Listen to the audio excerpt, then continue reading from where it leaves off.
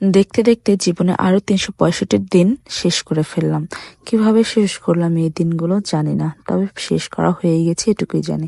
তবে এই দিনগুলোর মধ্যে অনেক হাসি, খুশি, কান্না, বেদনা, সুখ সবকিছু লুকিয়ে ছিল। জানি না ২০২৫ সাল কেমন হবে, কেমন আসবে, কতটুকু শান্তি নিয়ে আসবে, কতটা অশান্তি নিয়ে থাকবে। আসসালামু আলাইকুম এভরিওয়ান, সবাই কেমন আছেন? আশা করি সবাই ভালো আছেন। আলহামদুলিল্লাহ আমিও খুব ভালো আছি। ভিডিওটা ছিল 31st নাইটের। আমরা বেরিয়েছিলাম, যেহেতু আমরা গ্রামের দিকে আছি তাই সন্ধ্যা 7টা-8টা মানে অনেক রাত এবং ভীষণ কুয়াশা ছিল। তো যেহেতু 31st নাইট ছিল, সব জায়গায় গান নাচ সব হচ্ছিল, এটাই দেখছিলাম। আর আমরা গিয়েছিলাম একটু পটকা আতশবাজি এগুলো কিনতে। আর এই বছর তো এগুলো একটু রেস্ট্রিকশন ছিল, তাই এগুলো কোথাও পাওয়া যাচ্ছিল না। কিন্তু আমার বোন, ছোট বোন, ও খুব কান্নাকাটি করছিল এগুলোর জন্য, তাই যেভাবে হোক একটু খুঁজছিলাম এবং পেয়েও গিয়েছিলাম। দোকানদার দিতে চাচ্ছিল না, খুব কষ্টে এটা ম্যানেজ করেছি। তো অন্যদিকে একটু কেক নিতে চাচ্ছিলাম, যেহেতু আতশবাজি ফুল ভালোভাবে পেলাম না, তাই একটু ভাবলাম কেক নিবো। বাট কেকেরও অর্ডার অনেক ছিল এবং কেকটা আসতে অনেক লেট করছিল, অনেকবার অর্ডার দেওয়া হয়েছিল। তো ওয়েট করছিলাম। আর এদিকে আমার ভাই, সে আতশবাজি থেকে একটু দেখছিল যে আতশবাজি গুলো ফুটে কিনা। তো এরকম করতে করতে আমাদের কেকও চলে আসে।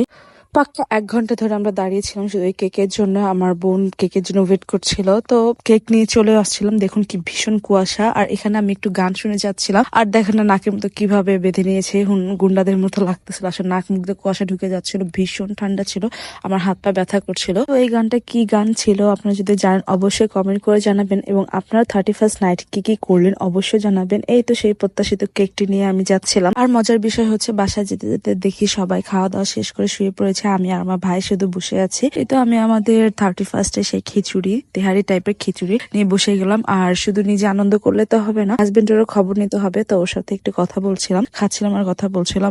আসলে দেখতে দেখতে বছরটা শেষ হয়ে গেল, কিন্তু বছরের শুরুতে যারা ছিল তারা বছরের শেষে নেই, আর বছরের শেষে যারা ছিল তারা দেখেন এই শুরুতে কিন্তু নেই। তো এটাই হয়তো জীবন। জীবনের গতিতে চলবে, আপনিও চলবেন, আমিও চলবো। সময়ের কাঁটা কারোর জন্য থেমে থাকে না। তো এইগুলো সব ভাবতে ভাবতে খাচ্ছিলাম। আর এদিকে আমার বোন তো অস্থির করে ফেলেছে কখন কেক কাটবে, কখন আতশবাজি ফুটানো হবে। কিন্তু দেখুন মাত্র 9:30 বাজে, এই সময়কে কখন এটা করে। তাই আমি একটু আস্তে আস্তে খাচ্ছিলাম, বেশি করে খাচ্ছিলাম, যাতে ওকে একটু বলতে পারি যে না আমি খাচ্ছি, এখন কিভাবে করব। তো এইভাবেই করছিলাম আর ওর সাথে কথা বলছিলাম। যাই করি না কেন খিচুড়িটা কিন্তু অসম্ভব মজা ছিল, যেহেতু বছরের শেষে খিচুড়ি এবং 31st-এ খিচুড়ি হয়তো অনেক মজা ছিল।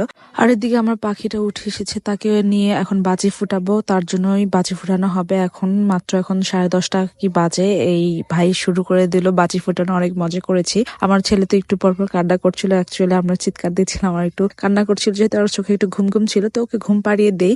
অন্য সময় 31st-এ কিন্তু আমরা এত আয়োজন করি না, তো আজকে এবার একটু বোরিং লাগছিল, তাই মনে হচ্ছিল যে না একটু মজা করি, তো সেইগুলাই করছিলাম। আর এদিকে আমার বোন তো পাগল বানিয়ে ফেলেছে, আসো আমরা কেক কাটবো কেক কাটবো। তো আমরা শুরু করে দিলাম কেক কাটা।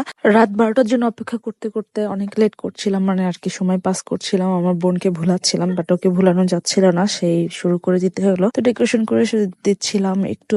আর ওর জন্মদিনে যেহেতু আসতে পারিনি, তো সব মিলিয়ে একাকার করে আমরা কেক এনেছিলাম। আর বেশি মানুষ যেহেতু ছিলাম না, তাই ছোট্ট একটা কেক এনেছি। সবাই যেহেতু ঘুমিয়ে পড়েছিল, আমি আর আমার বোন বসেছিলাম, তাই আমরা দুইজনই কেক কাটছিলাম, আমরা খাইয়ে দিচ্ছিলাম। আর এভাবে আবার একটু মোমবাতি জ্বালাম, আর কি টাইম পাস করছিলাম। 12টার জন্য ওয়েট করছিলাম, বাট আমার কপালে কি আর 12টা আছে, যেহেতু মা হয়ে গেছি, এখন সন্তানের দেখভাল করতে হয়। এদিকে আমার ছেলে উঠে যায়, তো এগুলো শেষ করে আমি আমার ছেলের কাছে চলে যাই। আর এই দেখুন মাদের আসলে 31st নাইট হয় না, যেটা দেখছিলাম যে আসলে 31st নাইট হয় না। এই যে দেখুন রাত 12টা বেজে যায়, আমি এখন আমার ছেলের সাথে। এটাই ছিল আমার 31st-এর আয়োজন। আপনারা কি কি করলেন অবশ্যই জানাবেন আমার কমেন্টে, এবং শুরুটা কিভাবে শুরু করলেন অবশ্যই জানাবেন।